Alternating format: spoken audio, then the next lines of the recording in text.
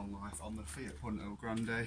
Today I'm going to show you how to take the brakes and the discs off and replace them. So first things first, as always, on level ground, shut the car up, make sure the handbrake's on and it's in gear. Loosen the lug nuts up before you jack it up and then get it off the ground, which I've already done.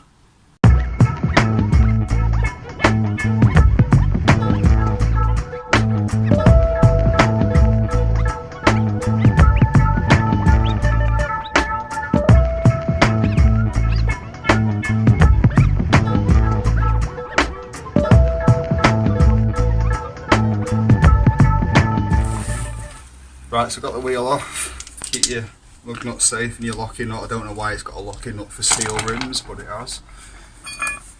So, next stage is, if you come in here, we've got two bolts that are 13mm each. I don't know if you can see that. One there and one lower down. And my finger is there. The first thing you want to do on this car, the 13mm. So any car this sort of engine size, this is a 1.4, 1.6s. In the last 10 years are going to be a very similar setup to this. So in this case it's two 13mm bolts, they need to be undone and the caliper can then come out of the way. So we'll do that first.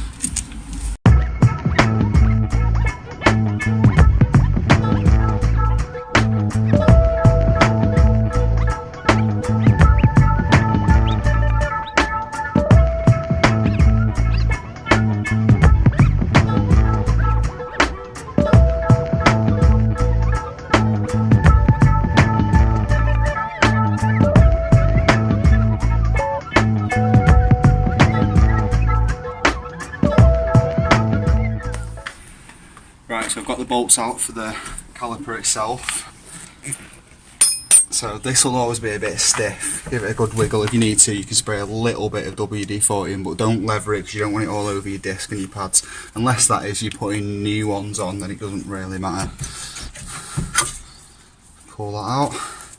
So that's your brake caliper. You don't want to leave it dangling on the hose because you put strain on the hose, you could damage it. That's the hydraulic, so just put it up somewhere where the hose has got slack. So next thing, you're going to pull your pads out. Now they simply clip out. These come out quite easily because they're quite new. Watch it if you've got a wear sensor on this car, it's been cut off as you can see. But if you've got a wear sensor cable, just watch that you don't damage it. So we've actually replaced these only a few months ago and the car's not really been used, which is why they look old and rusty because it's been sat. But these are brand new pads and discs.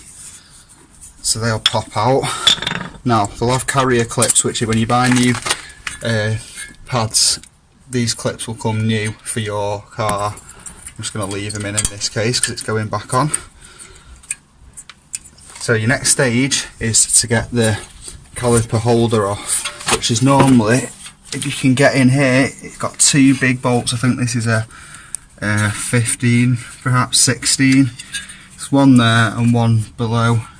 Same sort of places as your caliper bolts, but they're bigger and chunkier and normally a lot harder to get off.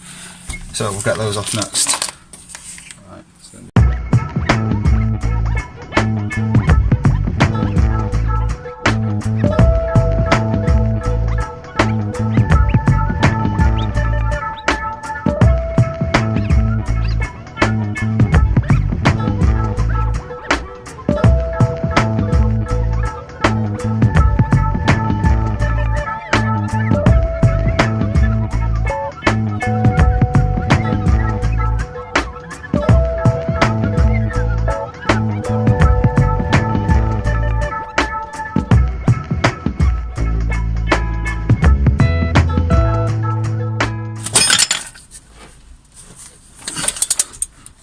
See that?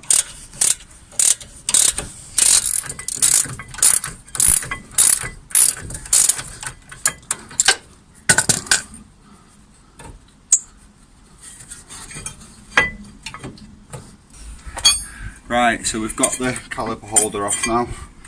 That's off for these two big bolts. They're not normally that easy to get off, but I've had this off not long ago. So next is your disc. Now these discs should be on two screws there and there, but we snapped them on the old disc when we first did this originally. So these are snaps on this one. Ideally we should drill them out and re-tap them and replace them, but the studs hold the disc in place and the car's not being used at the moment anyway. So be careful with them when you take them out, and then the disc will simply slide off.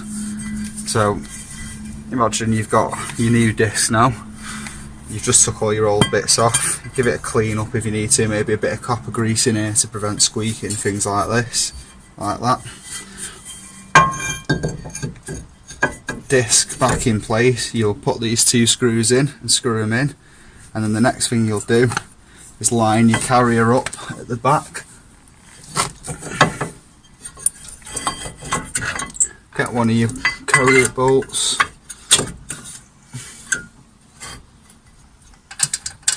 It's a bit fiddly. If you've got access to a ramp, you use it. It's so much easier to get the car a bit higher up.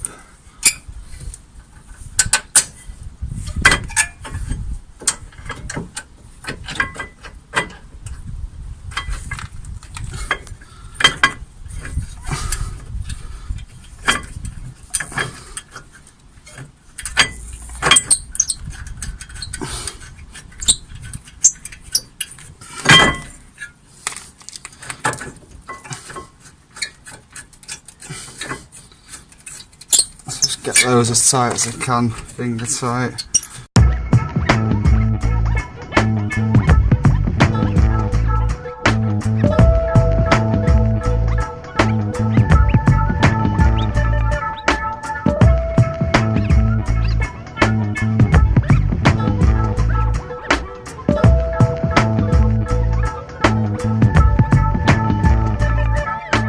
Right guys, the carrier is on and secure.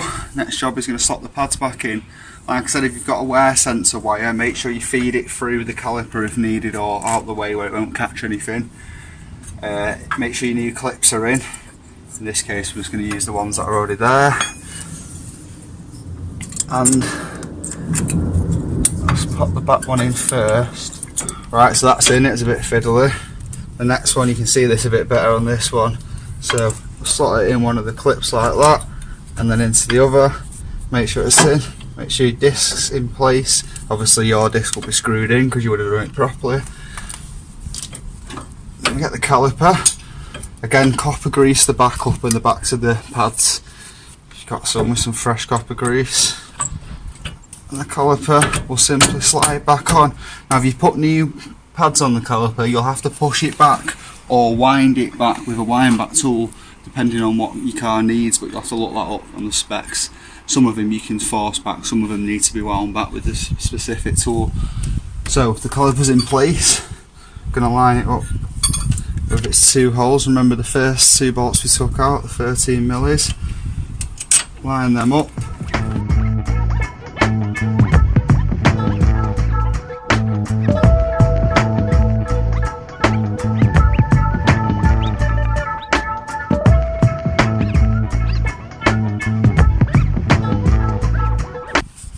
Those cranked up nice and tight.